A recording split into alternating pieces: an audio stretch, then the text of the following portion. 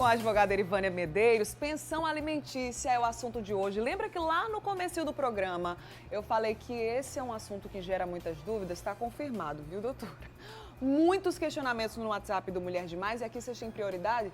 Já vamos trazer aqui em tela para vocês acompanharem junto com a gente, tirando as dúvidas então sobre pensão alimentícia. Solta aí na tela uma dessas dúvidas que chegaram aqui para nós. Pode soltar aí. Vamos lá então ler mais esse relato aqui no Zap do Mulher Demais. É a Simone que diz que tem uma dúvida sobre pensão alimentícia. Ela diz que tem uma bebê de 9 meses e o pai da bebê combinou de ficar dando uma pensão de R$ 200 por mês na data de todo dia 5. Mas ele nunca cumpre o combinado. Sempre tenho que estar cobrando. O que é que eu faço? Aquela história de conversar, né? Só de boca, né, doutora? Exatamente. A minha primeira dica é, Simone, busque um advogado da Defensoria Pública para poder você regularizar essa pensão, porque pelo que eu estou vendo aí, essa pensão é pensão de boca, né? Então, assim, realmente não tem muito o que fazer.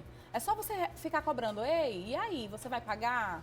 Quando você regulariza, se ele não pagar, um dia de atraso, a gente já pode executar aquela dívida, entendeu?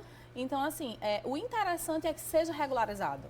Mesmo que seja pactuado um acordo, não, tudo bem, eu entendo que ele ganha pouco, eu aceito os R$ 200 de pensão, porque não necessariamente é isso. Teve uma lei, um projeto de lei em 2022, acho que é o projeto de lei 420, se eu não me engano, e ele estabeleceu que o mínimo que se deve pagar de pensão é 30% do salário mínimo, que é o mínimo do mínimo mesmo para uma criança, né? Para um adolescente que tem todas as necessidades. Certinho. Ainda falando sobre esse assunto aí do atraso, né? Tem mais uma dúvida, acho que é da Isabela. Solta aí na tela, só para a gente reforçar essa questão do atraso, né? A Isabela perguntou aqui do Parque do Sol, gostaria de saber quanto tempo já é considerado atraso. Então, um dia só já é atraso, doutora? Já considera atraso. Assim, agora a gente precisa, assim, um dia é atraso, um bom certo? senso precisa também, ter um bom senso né? também, né? Vamos esperar um pouquinho. Eu sempre ingresso com a ação de execução quando completa os 30 dias. Quando completa 30 dias, aí a gente ingressa com a ação de execução. Certinho. Mais uma dúvida aqui na tela do Mulher Demais. Eu crio a minha neta desde os 4 meses, é a Rose Brito. Gostaria de saber se a mãe e o pai, que são separados, precisam dar a pensão e quantos % eles têm que dar. É a avó que cria essa neta desde os 4 meses de vida. Mãe e pai separados têm a obrigação de pagar a pensão, doutora? Tem sim. Tem, minha gente? Tem sim. Quem foi que fez o filho? Pelo amor de Deus, já está cuidando, já está criando, Exatamente. Né? Aí essa avó, ela deveria entrar também com um processo para requerer essa pensão alimentícia de ambos os pais. E não existe um valor fixo, um percentual, vai pagar 30% do salário mínimo. Não, porque precisamos entender como vive essa família. Certo. Porque assim, volta aquela coisa.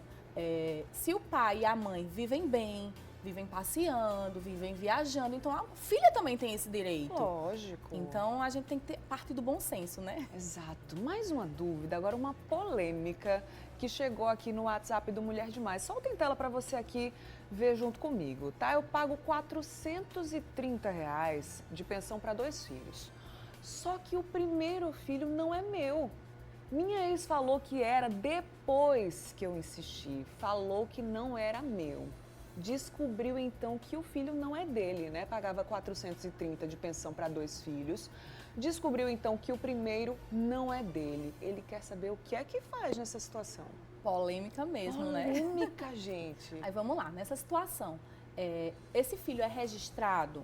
Você o tem como filho? Porque a gente sabe que hoje filho não necessariamente é de sangue, né?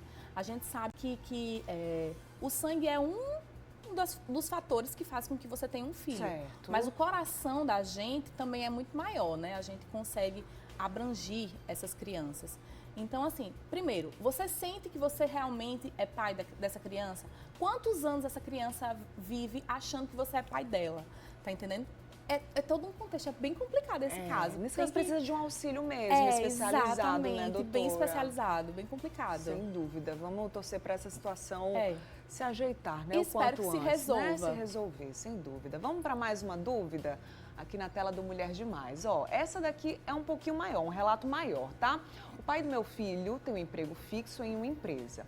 O advogado insiste que ele só pode pagar R$ 400 de pensão.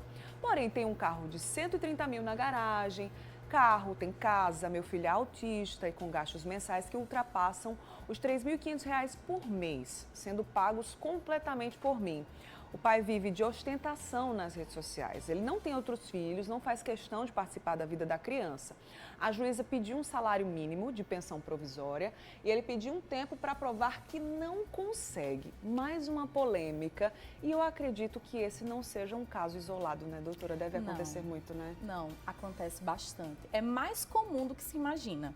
Inclusive, a gente, na prática, é até difícil falar sobre isso, mas na prática a gente vivencia que muitos pais, eles vivem realmente ostentando nas redes sociais e não cumprem com o dever de obrigação para com os filhos. E a gente usa essas redes sociais, essas provas, de que eles estão vivendo em uma... Pronto, eu tive um caso que até aniversário de cachorro, o pai fazia e não pagava a pensão do menino. Gente, é um absurdo, né? Aí, assim, é bem...